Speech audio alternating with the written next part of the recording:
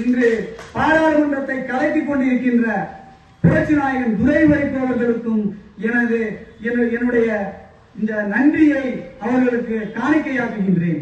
காரணம் என்ன, ஒரு சாதாரணமா இன்னைக்கு மாவட்ட செயலாளர் எனக்கு லேசு கிடையாது. நான் இந்த பதவிக்கு வரணுங்க எனக்கு ஆசையும் கிடையாது. இந்த மாவட்ட செயலர் ஆயிரம் எனக்கு ஆசையும் கிடையாது. என்னை இவ்வளவு தூரத்திற்கு மாவட்ட செயலாளர் ஆக்கி எந்த கட்சியில திராவிட கட்சிகள்ல நீங்க எந்த கட்சியில வந்து பணத்திலையும் வாழ்க்கையில சமுதாயத்திலையும் பின்னடைவில் உள்ள ஒரு சமுதாயத்தில இருந்து ஒரு மாவட்ட கழக செயலாளராக திராவிட இயக்கத்தில் அமர்த்தியிருக்கிறது என்றால் அது மாமனிதன் வைகோ பொதுச் செயலாளர், அந்த கட்சியினுடைய முதன்மை செயலாளர் புரட்சி நாயகன் துரை வைகோ. இந்த கட்சி மறுமலர்ச்சி திராவிட முன்னேற்ற கழகம். மறுமலர்ச்சி திராவிட முன்னேற்ற கழகம் என்றால் தமிழ்நாட்டில் உண்மையிலே ஒரு மறுமலர்ச்சி இருக்கிறது என்றால் மறுமலர்ச்சி திமுக மட்டும்தான் இருக்கு, வேற எங்கேயும் கிடையாது. நீங்க பாருங்க, இந்த பகுதியில அண்ணன் ஜெயசேகரன் சொன்ன மாதிரி இல்ல நம்ம கொஞ்சம் இளைஞர்கள் இல்லைன்னு உண்மையில சொல்றேன். நம்ம ராஜபாளையம் மேற்கு ஒன்றிய பகுதிகளில் இளைஞர்களுக்கு குறைவே கிடையாது. நல்ல முறையில ஓரளவுக்கு நீங்க சொன்ன மாதிரி ஊடுருவ பூரா கட்சிக்காரங்க பிள்ளைகளா தான் இன்னைக்கு இந்த பகுதியில் இருக்காங்க. இன்னைக்கு வந்திருக்க இளைஞர்கள் பூரா ஜெய்சங்கர் மகன் எப்படி பூராமே பாருங்க கட்சிக்காரங்க உள்ள பிள்ளைகளை தான். இந்த மானசாமன் மகன், முனியேசன் மகன், இளங்கோ மகன், சந்தன பாரதி, அந்த பிரயாஸ் பூராமே வந்து இன்னைக்கு இயக்கத்தினுடைய பிள்ளைகளை நாம் தான் தேடி போய் பார்க்க வேண்டும்.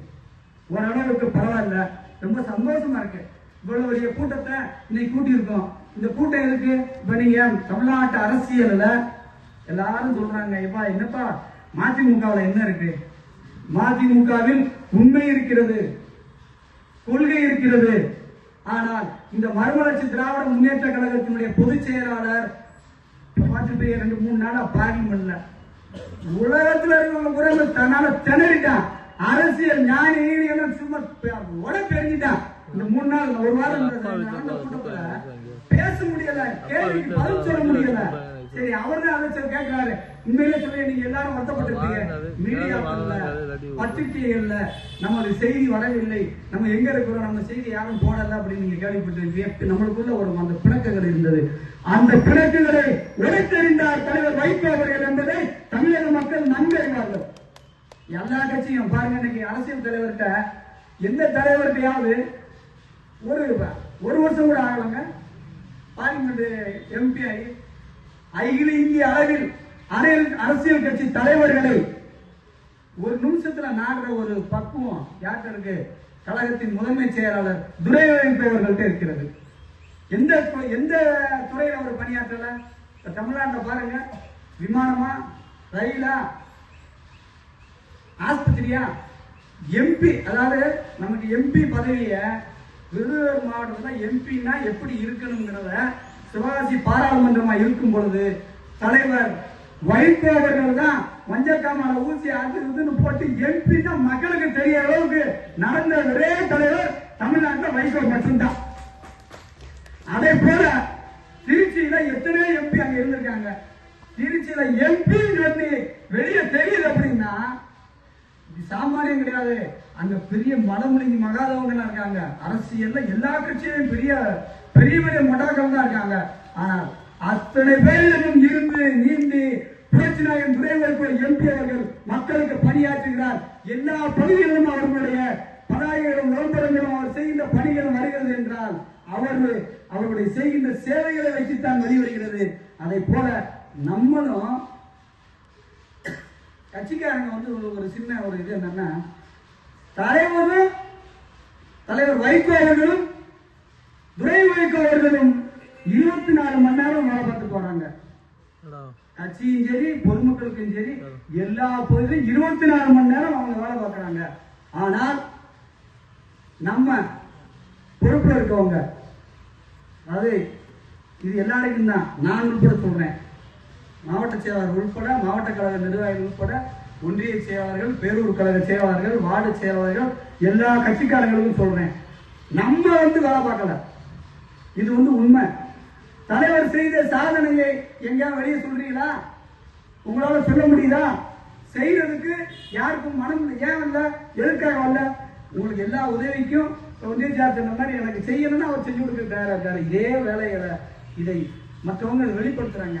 இப்ப பாருங்க, பாரதிய ஜனதா கட்சி, இந்த கட்சி எல்லாரும் இந்த தமிழ்நாட்டில் நம்ம இந்துக்கள் தான் நிறைய பேர் இருக்கும். ஆனால் அந்த கட்சி வளர முடியுதா? வளர முடியாது. காரணம் என்ன? தந்தை பெரியார் போட்ட விதை. பெரியார் போட்ட விதையை இங்க மரத்தை விதை நல்ல விதையா இருந்தால் அது வளர்த்தான் செய்யும். சொத்த விதையா இருந்தால் அது வளராது. விதை நல்ல விதை. இந்த விதை வளர்ந்து கொண்டுதான் இருக்கும். திராவிட இயக்கத்தை அவர்கள் அழிச்சு விட முடியாது, யாரும் அழிக்க முடியாது. ஆனால் திராவிடத்தை காரணம் அப்படின்னா வந்துருவாங்கல்ல, இதை பயன்படுத்தித்தான் தமிழ்நாட்டிலே அரசியல்வாதிகளையும் தமிழக திராவிடத்தை ஒழிக்க வேண்டும் என்று இந்த எம்பி தொகுதியை கூட்டுறாங்கன்னு சொல்றாங்கல்ல, அங்க பூரா 70 தொகுதி 80 தொகுதி கூட்ட போறான், இங்க 31 தொகுதி ஆக போறான். எப்படி? வடக்க அவங்களுக்கு ஊபி, மத்திய பிரதேசம், உத்தரப்பிரதேசம், இந்த பிரதேசம் எல்லாம் அங்க 70 தொகுதி இருக்குன்னா 130 தொகுதி ஆக போறான் ஜனத்தொகையின் அடிப்படையில.